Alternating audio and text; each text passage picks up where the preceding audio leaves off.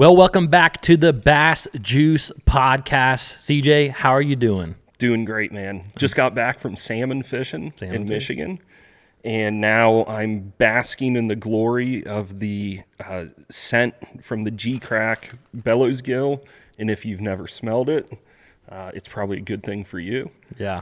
But the bass certainly like it, and we're with Alton Jones Jr., who, in my opinion, kind of put the Geecrack brand of baits on the map. Absolutely. So excited to dive in and dig in and see what he's got to say. Absolutely. I'm very excited about that. He's an extremely versatile angler, and we're going to get to a lot of things today, especially this bait. You know, if you really think about it, this is, you know, Alton finished 4th in the Angler of the Year points this year. So, and this was a big component. This is a big tool that he used. So this might be one of the hottest baits this year, if you really think about it. So, but we're going to go ahead. We're going to pull them on. Alton, how's it going, sir? Man, it's going good. I'm just happy to be here with you guys.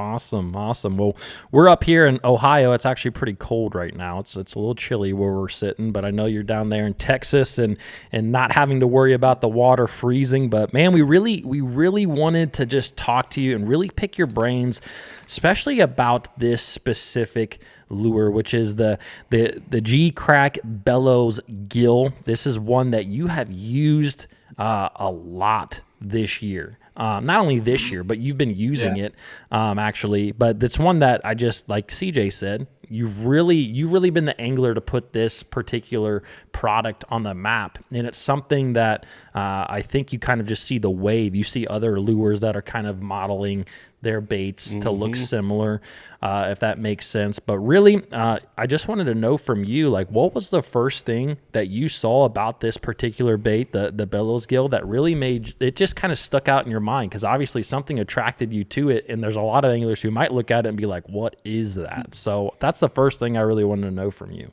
Yeah, so it's actually been a couple years coming to get to the point where we are now, you know, kind of putting these baits on the map. You know, kind of showcasing it to the world, and you know, kind of backtrack to like right around COVID, 2019, 2020, whenever that hit. I lost, or just before that, I was shown this bait by a good friend of mine, Garrick Dixon. He's actually a photographer in the bass fishing world, and he was shooting some stuff for the JDM market, and just kind of strolled across these baits, and he showed me the Billows Gill, and I fell in love with it. I'm like, dude, this, and it was in the fall, I think, when he showed this to me, but I'm like, this bait right here is going to be a bed fishing killer. You know, it's got that brim profile. It's very soft. It moves well. Like it's one of those baits you can basically sit stationary in the bed, and the bait's still going to wiggle, you know, and that's kind of what you want. And so fast forward, we've got a tournament at Lake Fork in a top 10 to that event using the Billows Gill sight fishing in the springtime. And at that point, for me, the Billows Gill was kind of a one-dimensional lure, right? Fast forward, I get dropped by my current sponsor, my lure sponsor, during COVID. And I just, in another way, at a boat show, met the main guy from Geecrack. He had heard I was throwing his baits, and he just gave me a bunch of them. And I was like, oh, man, that's awesome, you know? And so I gave him a phone call, and I'm like, look, I know you guys are a small company. I just lost my lure sponsor. I've got nobody lined up. It's kind of an awkward time of the year. Do you want to start something? And he was like, yeah. And so we started off at a really small deal. So some history on Geecrack. They're a large soft plastics manufacturer in Japan, but the U.S. market to them, I mean, it's that, right? It's not something they're super interested in. They're just kind of dabbling in the U.S. market to see if there's potential there, right? Because it's an incredibly competitive market over here. It's hard to effectively bring baits, especially when we're talking about the extra cost of shipping them and packaging them and all the freight. And we all know what it costs to get a bait shipped here during COVID. Like, freighters went up crazy. So it's been a really slow process, and continued to have success with the Billows Gill, the Billows Stick, and some of their other baits. They've got some really unique stuff. And to me, I was kind of blind to the Japanese market. I mean, I knew, you know, Megabass. But outside of that, like, I'm a Texas guy. I'm simple. I'm a Cinco, a tube, a beaver kind of guy, you know. And so as I begin to kind of dive into this market more and see like the detail and the science behind these Japanese lures, we kind of decided to start creating some of our own stuff. And so what I noticed with the Billows Gill is, while it was an amazing bed fishing bait, and it's an amazing bait, around brim beds or really offshore, it's a little big and a little bulky for like your typical everyday tournament applications. Like, it's great in its specific category, but it needed to be a little more versatile. So we came up with the Billows Shad, right? And that's really the bait. It is a little brother to the Billows Gill. But the Billows Shad is my signature lure, and all we did was we took it and slimmed that bluegill profile down into a more shad profile, something you can flip bushes with, flip docks with, you can drop shot it, you can do all kinds of things with, and that is kind of the history of the Billows Gill to the Billows Shad, and that is the lure that last year at Heavy Hitters I caught the $50,000 bass and $100,000 bass on, and then this year, using the Billows Shad as a spinnerbait trailer, the white one, won Heavy Hitters overall. Yeah. That's wild. So it's not just your typical soft plastic that you look at and I'm going to Texas rig it, I'll put it on a shaky head. It really is super versatile. I would assume it's good on like a vibrating jig trailer too. Yeah, the Billows Shad is. So I don't know if you've got the Billows Gill there or the Billows Shad. The Billows Shad is actually my signature bait, but they all... like, it all started with the gill, but it's kind of morphed into, at least the American market, the shad is kind of, become my go-to. It's been what I've had the most success with, but it's an incredible, like, if you've thrown it, you've seen in the gills the same way, like the action with it, the shimmy with it, it actually swims like a swim bait. It's crazy. Now, it doesn't have that giant boot tail action that we're all used to, but neither does a live shad, right? Or a live bluegill. Exactly. They've got a tight shimmy, and so it gets a lot of bites. You'd be surprised when you just flip it. You flip it in there, and you go to reel it out of the bush or the dock, and the fish will actually chase it out and eat it. So it's that's kind of the full circle story of how we got to where we are today. And now that they've seen success in the U.S. market, they're obviously a lot more in tune and open to ideas, and we're in the process of developing a lot of different stuff that I'm really, really excited about. That's awesome. I think something that, and you just said it, but so many of the different baits on the market these days, you think of baits that imitate a shad or a bluegill, they're going to have that boot tail on them for the most part. And not saying that those are bad by any means. They've caught hundreds of thousands of millions of fish. But when you look at a shad in the water, it's not like they have this huge aggressive tail. And just like you said, if you reel in, the Billows Shad or the Billows boot, or the Billows Gill, it's gonna have that little bit of a shimmy to it, just like a real life shad. Which I think is really, something we've seen in general is, I think as you have all these lakes across the country that just continue to receive a lot of fishing pressure, sometimes those little bit more subtle baits just outperform some of those ones that have a tremendous amount of action. Even when it comes to dirty water, we've always talked about, dirty water, you want a lot of action, but you see a lot of times where that's not the case. And it's really cool to me too, just how you've kind of taken this one bait and now you've just applied it to so many different techniques. And like you said, you kind of made the Billows Gill, like you made it into what the shad is now. But that is another big question I had, is kind of what are your favorite things to do with this bait? Obviously, you talked about how you used it bed fishing primarily, but are there a few, 3 or 4 different ways that you primarily fish this? Yeah, bed fishing is obviously my number one way to fish it, but I love to flip it. People try to get really crazy with it, or even after this year, you've seen me throw it as a spinnerbait, chatterbait trailer at Heavy Hitters. People I think it's funny. So when I won Heavy Hitters throwing it as a spinnerbait trailer, they sold out of the white ones. They're still sold out of some of the white ones. Like, people just can't get enough. But I have to tell people, like, well, I love it as a spinnerbait trailer. That's not the most effective way that I throw it. Like, I flip this thing like you would a beaver or a brush hog or any type of creature bait, because just what I talked about, it's kind of like it's a moving bait and a flipping bait in one. Like I would say 10% of the bites I get are I'm actually reeling the bait out. It's almost like you always hear the whole deal. You always stop a jig halfway back to the boat, like if you're fishing an offshore structure. I kind of do the same thing. Like when I reel it out of the bush, I always kill it, like right as it comes out of the bush, just for a split second. But yeah, I love throwing it on a free rig. That's kind of my new technique that I'm trying to master as an angler.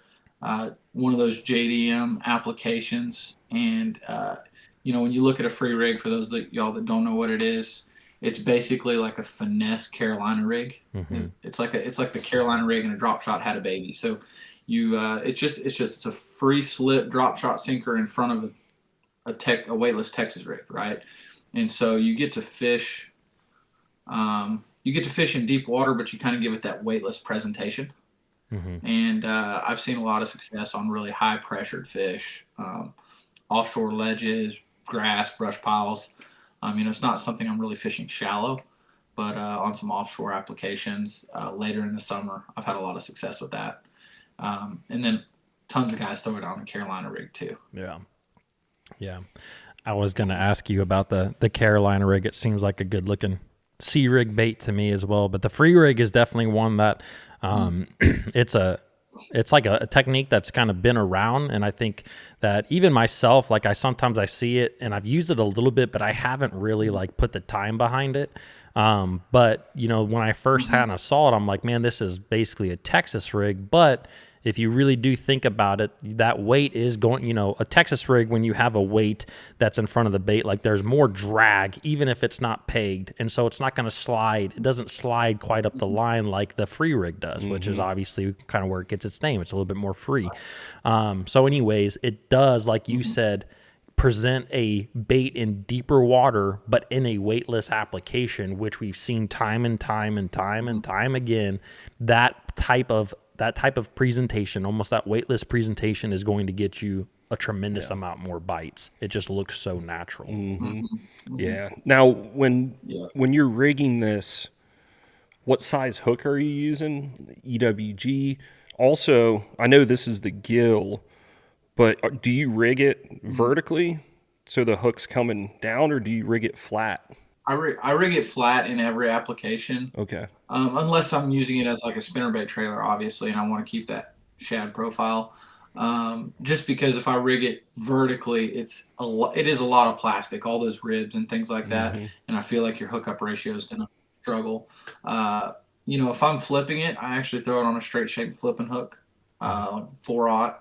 And but if I'm free rigging it or a Carolina rigging it, something like that, I'm going to need a little bit lighter wire hook with, so I'm going to throw something like an EWG, just because without that braid contact, something like a straight shank flipping hook is going to be really hard to penetrate, when you're picking up slack.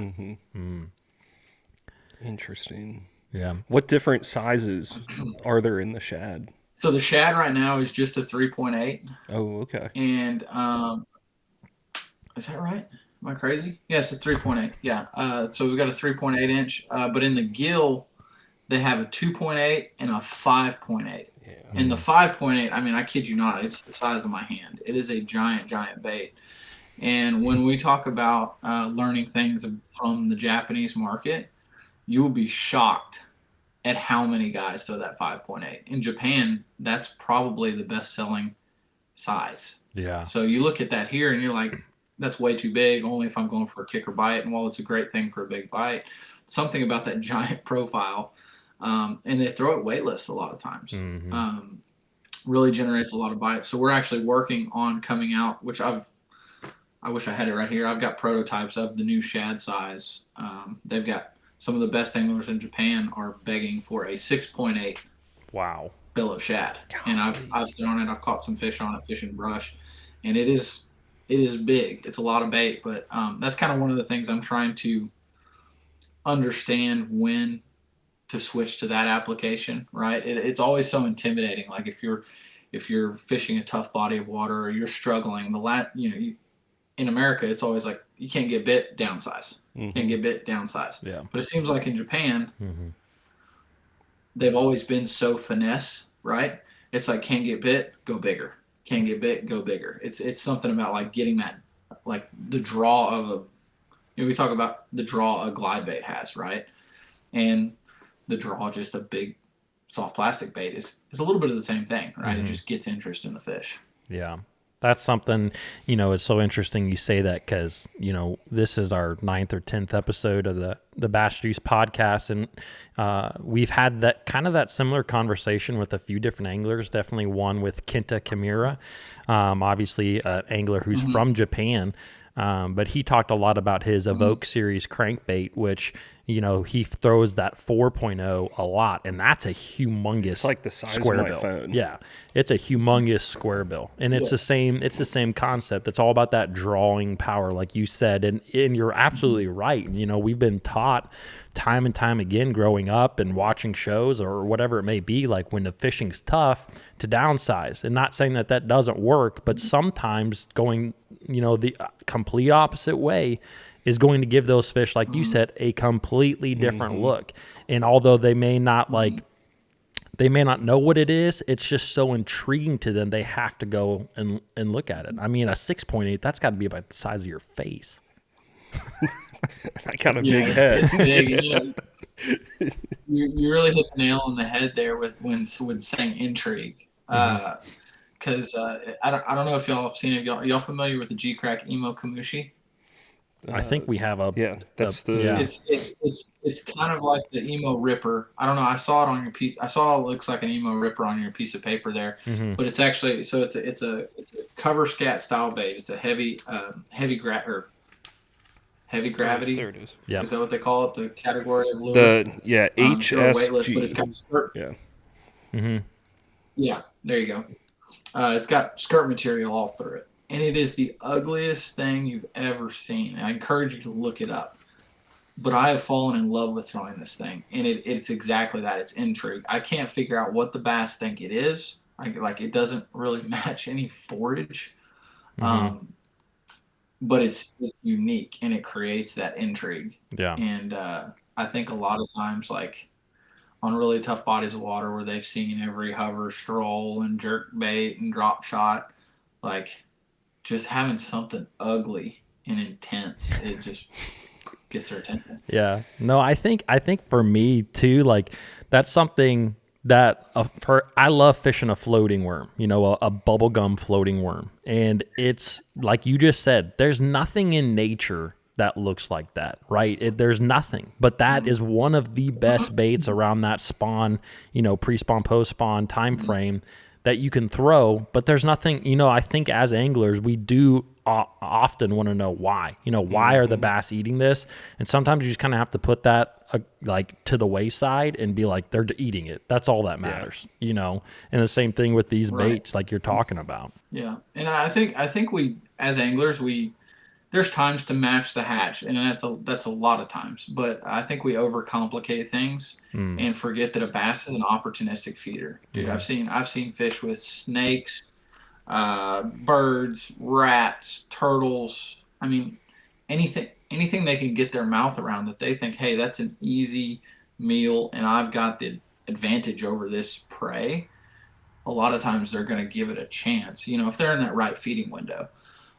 So really just figuring out something that they haven't seen before and just gets their juices flowing a little bit is a big key. I mean, you look at the whopper plopper, dude. What have you ever seen in the world that makes noise like a whopper plopper or acts like a whopper plopper? There isn't anything. Which is why the first time I saw it, I said, that's dumb. Nobody's going to catch a fish on that. And then Table Rock gets one on it that week. And I'm like, okay, maybe I'm the one that's dumb. Yeah, it's all these different baits are so interesting, in studying the Japanese lure design and all of that. I found there's two things that stick out. One is upsize your baits for the intrigue, the drawing power. Two is it doesn't care if it doesn't matter if the bait looks sexy in the water. It does not matter. The most important key to lure design is water displacement. I knew you were going to say that. Yeah. Yep.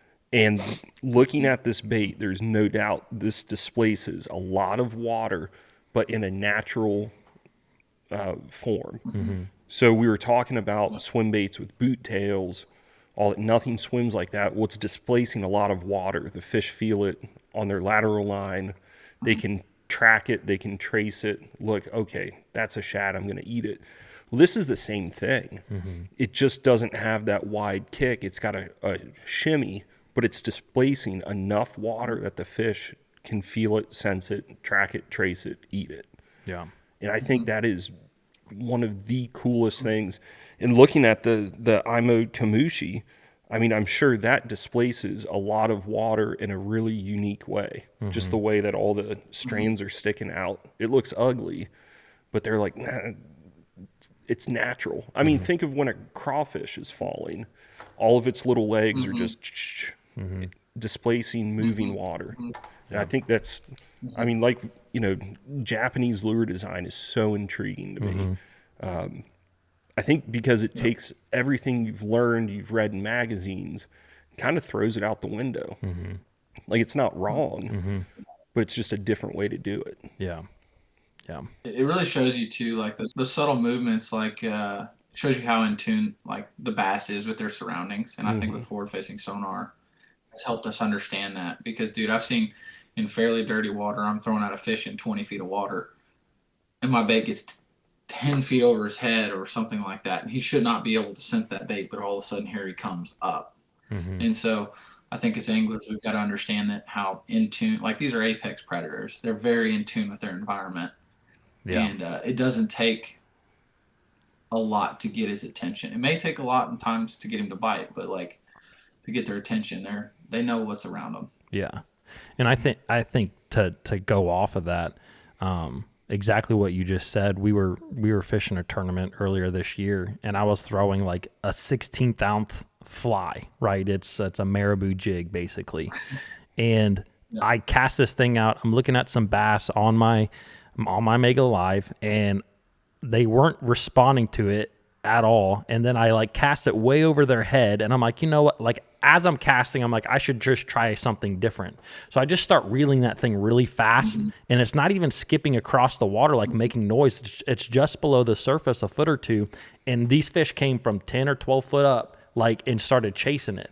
Like, and I'm like, this thing is this big, you know, like they're sensing that thing this big above their head, 10 or 12 foot. And I'm like, it was amazing to me. But just like you said, you know, bass are apex predators, you know, and they can sense those little things. That it's just crazy to me when you really think about it. 100%. Now, let me ask you a question. Do you have any experience with the bug pea? I do. So I caught a fish on it yesterday. All right. You know, I haven't smashed them on it. Like I have really caught them well on the Kamushi, right? Especially smallmouth, believe it or not. The big Kamushi too. I haven't been put in that scenario where the bug pea really excelled for me yet, but I was in a scenario, not this past year, but the year before at Mille Lacs, where I would have killed to have had that bug pea. It's obviously, it's kind of that same family, like the super high rate of fall, you throw it weightless. And when rigged properly, those little legs, they're super subtle. Again, we've talked about subtleties. They're just going to wiggle on the way down. I was catching smallmouth at Mille Lacs on these boulders on the Kamushi, and it was just a little big for them. Like I was having some fish, you know, swim off with it, and I couldn't get the hook in them. Had I had that bug pea, I know for a fact they would have eaten it. And what's incredible is you could throw a drop shot or a tube or a Ned rig at these boulders, and you can see the 3 or 4 smallmouth swimming around. And I did it multiple times for 10 minutes. I've got a drop shot sitting over there. They'd swim around at nothing. You throw the Emo Kamushi over there, and here they come up to greet it, and one swims off with it.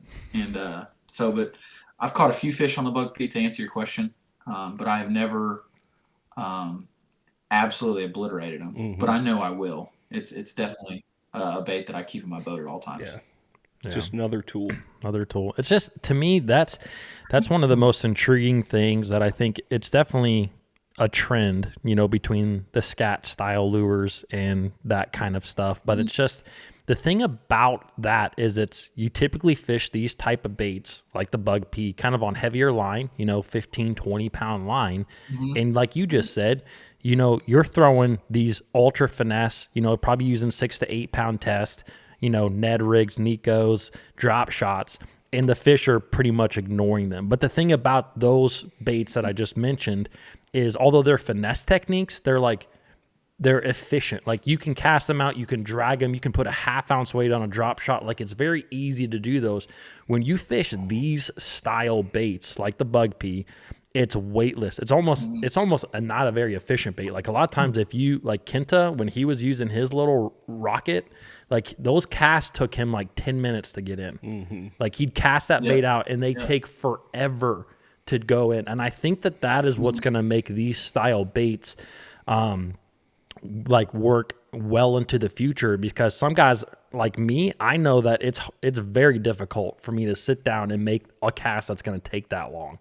Like, and I know for a lot of anglers it is, but it's so effective because it is so natural that you just have to pin it in your brain. Like, a fish is looking at this bait and he's going to bite it. But it's just so interesting to me. It's very intriguing. They're fish finding tools. Or they're not fish finding tools. They're fish catching tools, right? That's not going to be a bait I'm going to throw a lot in practice, because you just can't cover any water doing it. When I'm throwing that bait, I know I'm putting it in front of a bass, right? Forward-facing sonar obviously helps that to know a little bit, but they're not search baits, and I think people need to go in knowing that in the beginning, because if you just go throwing that bait, dude, there's a lot of dead water out there. The chances of you just starting on the honey hole and having success with that bait it's small. And so I recommend people to try to perfect that technique in a place where there are bass, or a spot that there are bass, and try that there. Yeah, I think that's really smart. And to kind of go off that, I kind of wanted to talk a little bit with you is kind of your process of fishing in general, because one thing that I noticed about you is that you don't, like we talked about, you don't really have a certain technique that you love. Well, I mean, I shouldn't say that. You probably love them all. You don't have one that when someone says Alton Jones Jr., they think of this. If someone says Greg Hackney, they think of a jig. If someone says Kevin Van Dam, they think of a crankbait. But when you say Alton Jones Jr., if you look at your top 10s, your top 20s, your wins, you're really all over the place, from deep to shallow, from power to finesse. And so you're a very versatile angler. And so one thing I really want to talk to you about is about that versatility. And, and I kind of lump it into kind of junk fishing as well these days, because some of the best anglers on the planet, you look at the Brian Thrifts of the world, the Jacob Wheelers of the world, they're like that. They're like you, Alton. They are very versatile. They can do everything. They can pick up everything well. But that's really hard to do. So I kind of wanted to see and ask you, have you ever run into obviously we know about the situations where being versatile can help you as an angler, but I also want to know, are there situations you've seen where it can hurt you as an angler as well? It can hurt you. You've got to know, like, when people ask what we do, it's basically every day is like risk management, right? What am I willing to gamble on? What am I willing to not gamble on? And being a more versatile angler gives you more options to spend time and consider placing bets, right? I'm going to bet I'm going to go over here and have success here, and then I'm going to move over here. And so, I would say being versatile is obviously more valuable than it is a detriment. There are times where just having too many things in your mind can hurt you, because like a huge portion of fishing, especially when you start getting up into the opens or in the pro level, it's a mental game. Everybody can cast and fish and as good as everybody else, so it comes down to decision making. But I think you've got to be able to always, like, a big thing if in a competition is fishing present, right? Like, you can't be fishing this stump wondering what's on that rock over there. You've got to be focused on what you're currently doing. And I think as an angler, with everybody has a lot of different techniques that they're good at. So just fishing in the present making every cast count. Don't be like, if you stress about the next thing, that makes you anxious about the current thing you're working on, right? Mm-hmm. So really try to take it one bite at a time. And that's not to say that I don't have a million things going through my head, but you've got to learn how to manage that. Yeah. No, I think that's really good. One thing that, I have run into, I feel like in the past is, I don't think I'm great at every technique. I think I can do a lot of things, but it does tend to, I feel like in a practice period for a tournament, I tend to want to try a lot of different things. And, for you fishing the Bass Pro Tour, you only have, what is it, a day and a half, 2 days now, to figure out an entire body of water out. Under 2 days. Yeah. So, I mean, you're these lakes, I mean, although even if you have been to them, they're still, I mean, you look at the lakes of the world. Sam Rayburn's 115,000 acres or something like that. There's a ton of lakes that are that size. So when you go to a body of water, obviously you're going to do your research ahead of time. But what are kind of the first things that you look for being that versatile angler? What do you do? Yeah, so one of the things, I mean, we all have access to the internet, and most of the lakes we go to, there's tournament results a lot of time. Like we're starting in Toledo Bend, there's hundreds and hundreds of tournaments that are held there. A lot of pro tournaments have been held there. And so there's a lot of information out there. I can go watch old live streams, I can go watch YouTube videos, and almost every lake we go to, you can circle either a creek or a section of the lake, be it the south end or north end, where it goes down at, right? 85% of the tournaments on Sam Rayburn are won within sight of that the bridge up there by Cassaboykin, right? And so as an angler, you have to know I better spend a good majority of my time in there because there's a good chance that the tournament's going to get won there. There's the biggest population of fish that live there. And things like that. We've got Google Earth. Google Earth Pro is an incredible tool. It was a lot better before everybody else used it all the time. I mean, I think now everybody uses it. Being able to backdate, you can look at, I can go look at Sam Rayburn right now from 2012 when it was in a terrible drought and drawn down 12 feet. And I can find house foundations and road beds, just stuff that, going that little bit of an extra mile to mark, waypoint, do your research. There's really no stone left unturned when it comes to internet information. Now, am I going watching a YouTube video finding the winning spot? No, absolutely not. That's never happened. Probably won't ever happen at the pro level. But every little bit is a piece of information that you can use to help formulate a game plan. Because you said it, like we're working with a day and a half, day and 3/4. And so you've got to kind of get used to, like people always ask, what do you do after a bad practice? And I try to say I never have a bad practice. I have tough practices, but there's a lot of value in eliminating water, a ton of value.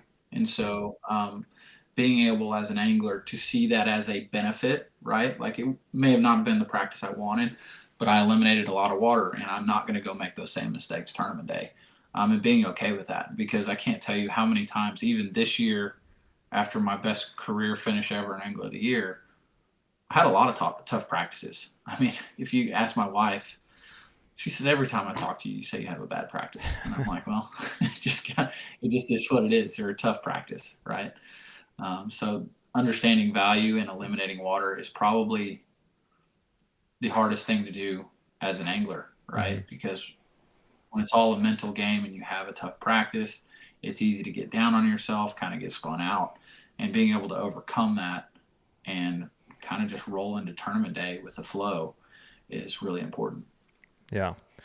So one question I had kind of off that, have you ever, or do you ever almost like script out your practice? Like, do you, when you get to a tournament, do you say like, obviously you're going to have a few areas that you want to check out, but do you ever do things as far as to like, hey, if this area doesn't hold up, I want to check this style area. And if those two don't hold up, then I'm going to complete, like, how do you go practice about that part? Or do you really just kind of get to the body of water, hit a few areas you wanted to start on, and then just kind of go from there? Like, what does that look like? Yeah, so it's actually the opposite of what most people think. I script out practice usually very intensely. Like I know I'll look at the weather. It'll change, really leading up to practice. But I'll know, hey, if the wind's going to blow this way, it's going to be like this in the tournament. It's going to be like this in practice. And I'm going to plan accordingly to try to be the most efficient that I can. Now, obviously, there's a chance I might get on something that's going to completely change the direction. But I like to have, hey, day one, I'm going to spend up here because the wind's going to be blowing out of the north and the south end's not going to be effective. And day two, I'm going to do this down here. But coming to turn, so I script out practice very intensely, which I think is very important with the limited time we have. Then tournament time, I don't script at all. Mm-hmm. Like I'll have a starting spot or two. And from there, like I don't really have a plan C, D, E, F, right? I want to try, because I think if you do that, you don't focus on your surroundings, what the fish are doing that exact day. I want to fish my 1, 2, 3 spots, see what I've got. Have I gotten bit? Have I not gotten bit? How do the fish seem like they're positioning? If I'm on anything, and then I kind of want to go with the flow from there. And I think if you ask a lot of the top anglers in the world, they'll kind of give you the same answer. I mean, I remember hearing Jason Christie give me that kind of an answer years ago, early in my career, and I'm like, and as a young angler, I'm thinking, okay, I have my game plan, I have to stick to it. And I think that is a detriment to most anglers, because I think every day is different. Fish have fins, they swim, right? And so being open, like having an open mind going into every competition day is really important. Yeah, I think that's really important. So, yeah, I'm just digesting all this information. I mean, a big key is just fish present. Mm-hmm. Like, follow your instinct. Don't script out your practice. Follow it. Okay, eliminate this. Eliminate water. Focus on that. Do you find, like, in practice before a tournament, would you rather find like a handful of nuggets of, okay, this might be what the fish are going to do come tournament day? This might be a bait, a pattern, or would you rather just find like the most solid pattern ever and just stick to it? Because it sounds like that's not the way to go. Mm-hmm. Sounds like have your box of nuggets, chicken nuggets, and go for that during the tournament day. Yeah, when you're fishing the series that I'm fishing, or the elites are looking at a 7-day event. When you start practice to the end of the tournament, we're looking at like a 8 or 9 day event. Especially like you look, we're on both tours are weighted heavily in the spring. Mm-hmm. Very rarely are you going to have a 9-day stretch in the spring where conditions don't change, mm-hmm. right? Because you're going to, I mean, I've had tournaments where I watch water temps go from 65 to 50 and then back to 58. So I think being locked into one pattern, not saying you can't have a beautiful week in Florida where it stays warm and one pattern just dominates the whole week, but it's rare, right? And so having a bunch of little nuggets of information and a bunch of different versatile things you can do is important. Just being able to adjust, because no 2 days, and especially no 3 days, are ever the same on these bodies of water. And so you just kind of got to go in with the plan of like, hey, there's a lot of times, dude, I find what are probably winning fish that day in practice, but I know, hey, I've got a cold front coming tomorrow. This is going to be over. Mm. Don't even worry about it, right? So you got to kind of just, you can't get too hunkered into one idea. Yeah. And with that being said, say you do find maybe a couple of areas or a couple of schools or whatever it may be of fish in practice, and you get to there in the tournament and you catch one fish or you catch no fish. Is your first instinct as an angler, do you typically try to like relocate those same fish? Like, do you look in that general area for those fish, or do you tend to, and I'm sure this is going to depend, or do you tend to just like look for kind of the pattern? Like if those fish were on a point leading into a pocket in the springtime, are you going to try to relocate those fish as they move in, or are you going to go try to run a lot more points to try to find a different school that has moved up? It's going to be very situational there. Like it's going to depend a lot, like how the lake lays out. Are there a few like easy, obvious, like, oh, there's a ditch here, there's a secondary point here, there's a flat here. Like, are there easy high percentage point places really close to there that I can check quickly? Because I talk about fishing really fast in practice. If it gets to the point where I'm struggling during the tournament, I'm going to do that same thing. I'm going to fish fast. I don't want to roll into a grass flat and try to relocate fish that were maybe in a hole in the grass flat. I'm not just going to roam that grass flat looking for that school again, because it's a needle in a haystack. I'm going to fish high percentage places. If there's access to high percentage places very close to there, I'm definitely going to hit those and check them out, try it out. But in general, I'd probably roll more points and kind of just forget that school, because I'm guessing I'm going to spend a good amount of time fishing that spot that we're on. I don't want to get too down the rabbit hole of chasing ghosts, and at that point, that's what they are. So I'm gonna probably just try to roll with the day somewhere else. Yeah, that's always interesting. There's so many mental decisions out there that you make during a tournament that are just, like you said, that's what separates the good and the great. And I just one question I also had for you is kind of what is your obviously we talked about you being versatile, and I'm sure whatever the fish are biting you love, but like, do you have a technique? Do you have something that you're like, that's my jam? Like, that's, if I can be doing this, that's what I love the most. Yeah, a lot like my dad, his strength is sight fishing. I grew up with an amazing teacher doing it, just all phases of the spawn. But sight fishing, bed fishing in general, is something I'm very good at. I'm very comfortable with.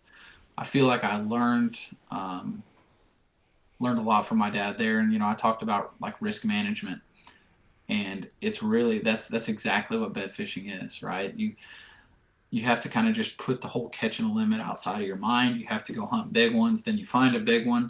It might be tough to catch. You've got to be able to read that bass. And if it's tough, like, you've got to be able to understand whether or not you can catch that fish very quickly, right? Because the last thing you want to do is burn 2 hours and then be like, oh, I can't catch that fish. So it's really kind of just being able to understand, read a fish, read their mentality, understanding how to trigger them.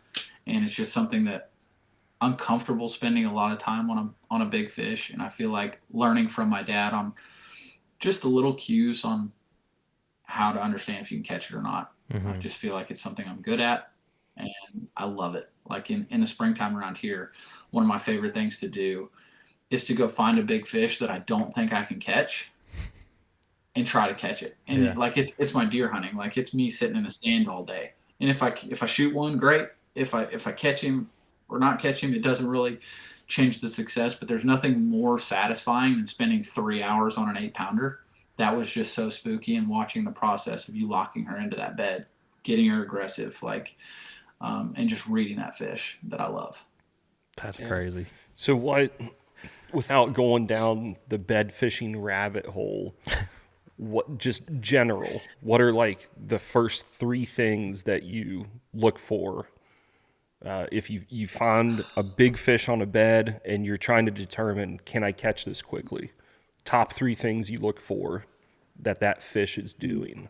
Yeah, so I want to make sure I want to try to figure out if she's laid eggs or not. Obviously, the big one's going to be the female. The small one's going to be the male. Typically, the male are much more aggressive, much more easy to catch. If I'm getting little to no interest from the male and the female, or if I see them actually in the process of bumping and rolling, laying eggs, I know that fish isn't catchable. So I really want to try to find a female that has eggs down. And I want her to just, a lot of times they'll hang outside the bed loosely, and that's okay as long as she'll watch the male, right? She may be sitting 6 feet away. As long as she'll keep an eye on that male and not just completely disregard him and swim away and never come back type thing. I think I can typically court that fish in. And a lot of times, dude, I've shaken some males off even in tournaments 20, 30 times. And her watching that male get upset and get angry in the bed. And it may take a long time, but I just want to see her circles get smaller. I want to see her creeping into the bed, even if she goes from sitting 6 feet out of the bed to 4 feet in the bed. Like, that's progress, right? I just need to see some form of progress to be able to think I can catch that fish. Because if you can get that fish just moving in the right direction, you get that momentum of progress, getting her closer and closer to your bait, more comfortable, that fish is almost always catchable. I'm not saying it's going to be easy, but that fish is almost always catchable. So really, I don't have to see her look at my bait or get aggressive towards my bait quickly. I just need to see progress. And that can look, it can be very subtle. It can look like a lot of different things. Yeah. That's a sneaky little juice nugget. Like that. Actually, a bunch of them there. One of them that you said is the eggs. That's something that you don't really hear at all guys talk about is, hey, I want to see if this female's laid eggs. Most of the time you're just seeing a fish and you're like, oh, you know, you don't care about those little details. But you said if you can find a female that has laid its eggs, but it's still around, that is the ones that's the ones you prefer. Yeah, and if you see the male, if the male is more interested in her than he is in your bait, she hasn't laid eggs yet. He's still trying to court her in, trying to get her to come on into the bed so they can do their thing. If he's more interested in the bait and he's just kind of whatever about her and maybe even running her out of the bed if she comes in, that means he's in the guarding process and he's trying to tell her, hey, I got this under control. So that's just a few small cues that I look for. And the biggest thing for people that are bed fishing, there's no such thing as being too slow and too patient. It's one of the things I've learned with my dad. I think I'm one of the better bed fishermen on tour. I'm not going to say I'm the best by any means. He is 5 times better than I am. Wow. And it is amazing to watch him work. Really? Well, I mean, I'm biased, but I honestly think he's one of the top 3 all-time bed fishermen. Yeah. Well, I mean, you look at some of his big tournament wins. I mean, he's been right there. Yeah. And it is fun to watch him. It's fun to watch anyone who's a master at something just do what they do. And I love that. All the old Bass Masters, TV show, like it's all going through my head right now. St. John's. Of seeing Alton Sr., standing, nose of his boat, not moving. Yeah. I mean, just like a statue, and then you just see him. He's got that the hook set where it's just dunk, and then reel, and then just reel him in. It's just going over in my head right now. And he's a master. He is.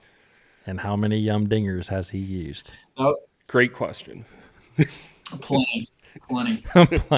Believe it or not, he switched up things. He's a Cinco guy now. Believe it or not, you may not believe it.